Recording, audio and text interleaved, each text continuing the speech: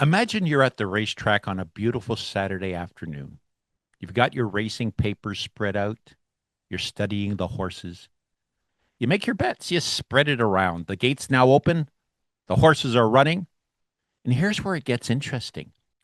What if halfway through the race you could freeze everything? Stop the action, see which horses are actually winning, walk back to the wicket and adjust your bets based on reality instead of predictions.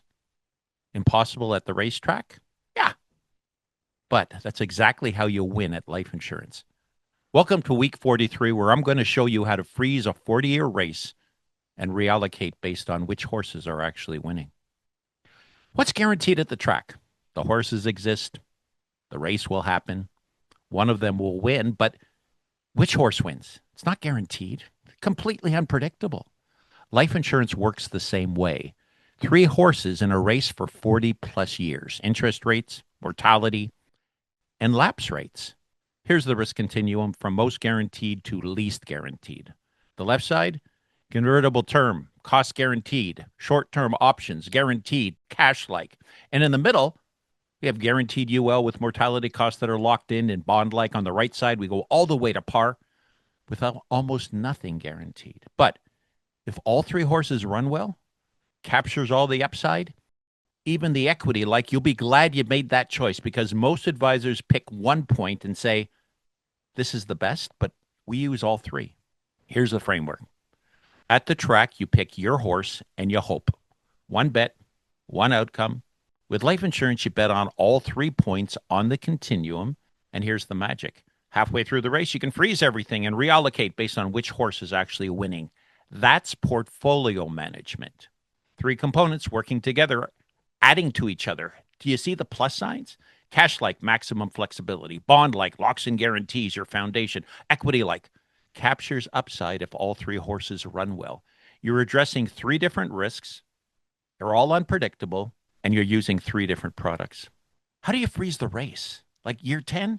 What if interest rates crashed? You freeze, convert some term to par, capture the low rates. Or year 20, mortality has improved beyond projections. You freeze, you add paid up additions, you capture the improving pool. Or at year 30, your life changed completely. You freeze, adjust face amounts, reallocate. You're watching which horse is winning and adjusting. Here's what winning looks like. Male age 43 chooses to allocate across all 3 components. Look at the total annual outlay. 9,995, and the number most advisors won't show you, total allocations over 20 years, almost 200,000. Now, that's a decision. That's an aspirational choice. That's an allocation decision. Nobody has to allocate that much, and you might not even be eligible. The insurance company has to accept you. So if you choose to allocate 200,000 to this long-term family first investment, this program that I'm showing you is designed to optimize. And here's an interesting freeze point. We can go to year 20. Here's what we projected. Here's what you actually have. Now, let's put all the options on the table and make an informed choice going forward based on future you, not past predictions. And if you're going to play, you want to win. Now, here's the reality. Non-guaranteed projections are guaranteed to change every time. Show me an illustration that came true after 40 years. I'm still waiting. When projections fail, you need control mechanisms. So here's a real example. Business owner, age 43. Let's look at the bookends. Now, could be 500,000, could be 2 million. He doesn't know what the tax liability is going to be, so we show him these bookends. Guaranteed UL versus par whole life, the control mechanisms. Premium offset if liability shrinks, continue deposits if liability grows, policy loans for liquidity. My recommendation, some of each. Maybe 300,000 guaranteed floor with 700,000 par with control and indexing. That's optimization for unknowable futures. Now, question, should you also diversify between insurance companies? Professional bettors read the racing papers.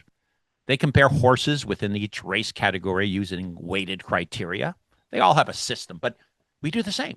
We read policy contracts. We rank products within categories. Conversion wording, 50%. Investment options, 40%. Abayancy, 50%. 3 principles. Compared to what? Read the policy contract and put it in writing. So Top five in each category. This is from June 2025. Based on contract analysis, convertible term.